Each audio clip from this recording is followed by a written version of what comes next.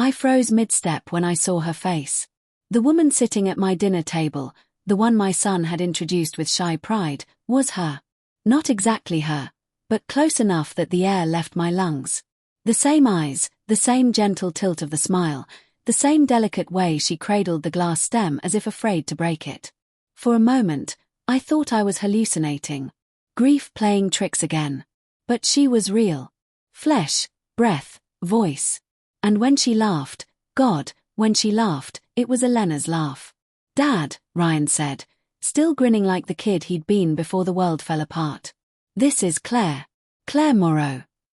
I extended my hand, masking the tremor with a forced smile. Her grip was warm, confident, the kind that said she was used to commanding rooms. The diamond glint on her wristwatch could have paid off my mortgage twice over. "Pleasure," I managed. "How do you two know each other?" "Through work," Ryan said quickly. "She's, my mentor. Kind of." Claire chuckled softly, taking a sip of wine. "Mentor might be too formal. Your son's brilliant, Mr. Harris." I couldn't not notice. There it was again, that rhythm, that teasing lilt I once woke up to every morning. Elena had that same tone when she said, "I noticed you first." Dinner went on like a dream I couldn't wake from. The smell of roasted garlic, the low hum of conversation, the clinking of cutlery, it all blurred. I watched them talk, their words folding into each other easily, naturally, the way lovers do when they forget the world is watching. I told myself I was imagining it. That the grief of losing Elena 3 years ago still carved illusions into my mind. But Claire's eyes lingered too long when Ryan spoke. Her smile softened too much. She touched his arm once, fleetingly, and he didn't flinch, he leaned closer. My pulse tightened. He was 25. She looked no younger than 40. That wasn't the part that unsettled me. It was the pattern. The way she studied him like he was something familiar, something she'd already known how to love and leave. After dinner, I found them on the porch. She was lighting a cigarette. He was laughing about something I couldn't hear. Their silhouettes flickered in the amber light like shadows playing house. I stayed back, listening. "I wasn't sure if I should bring you here," Ryan said. "I'm glad you did," Claire replied. "You talk about him a lot." He hesitated. "I wanted him to see. I don't know, us. I wanted him to know this is real."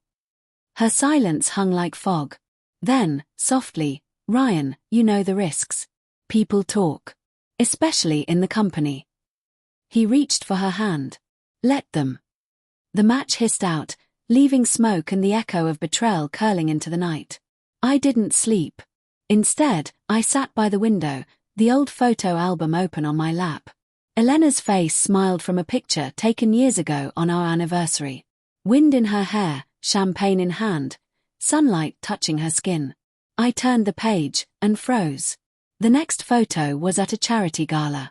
Elena in a navy dress, shaking hands with a man from her company. And beside him, Claire Moreau. Younger, but unmistakable. My chest constricted. She hadn't just looked like Elena. She had known her. The next day, I went to Ryan's office. I told myself I'd just drop off lunch, but I needed to see it with my own eyes, how deep this went. The receptionist gave me a polite nod. "He's in a meeting with Ms. Moreau." "Right," I said, my throat dry. Through the glass wall of the conference room, I saw them. Ryan, tense but admiring.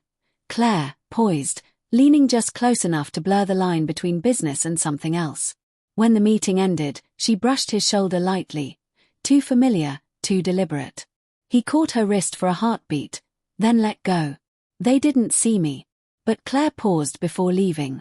Her gaze swept the hallway and met mine through the glass. Recognition. Then, something colder. Regret. That night, Ryan came home late. His tie was gone, his shirt rumpled. I waited at the table again, this time with the photo album open like evidence in a courtroom. He saw it instantly.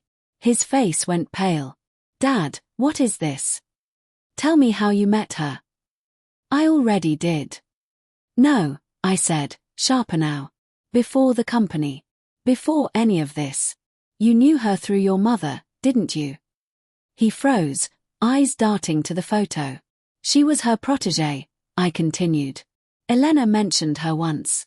Said she reminded her of herself.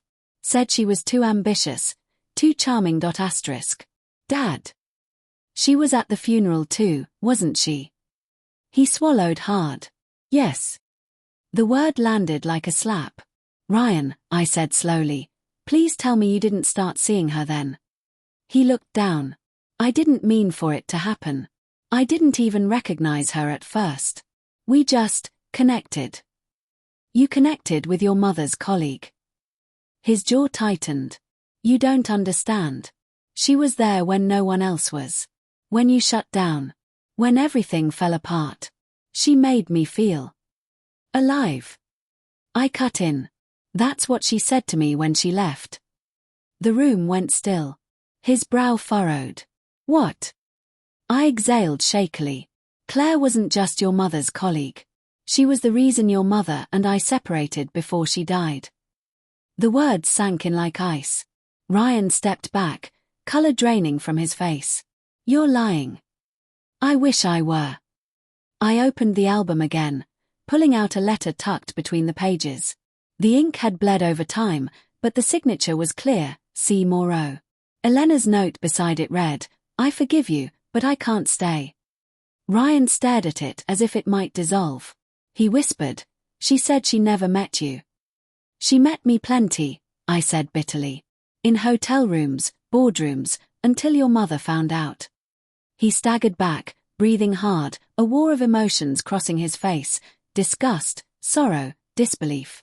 She knew I was your father, I continued quietly. She knew when she started seeing you. No, he murmured. No, she couldn't have. Look at the dates, son. He did. And the realization hollowed him. 2 days later, Claire resigned from the company. No goodbyes. No messages. Just silence. Ryan moved out. He said he needed time to figure things out, but I knew what he really meant. He needed to untangle love from shame, truth from memory. Sometimes I still hear him in the house, laughter echoing from another life. And sometimes, when the wind hits the porch just right, I can almost hear her laugh again. Familiar, haunting, stitched through both of our mistakes. In the end, betrayal isn't always sudden. Sometimes it circles back like a ghost, wearing a new face, knocking on your door at dinner time, asking to be let in. And when it does, you realize the cruelest part isn't that it returned. It's that this time, it came for your son.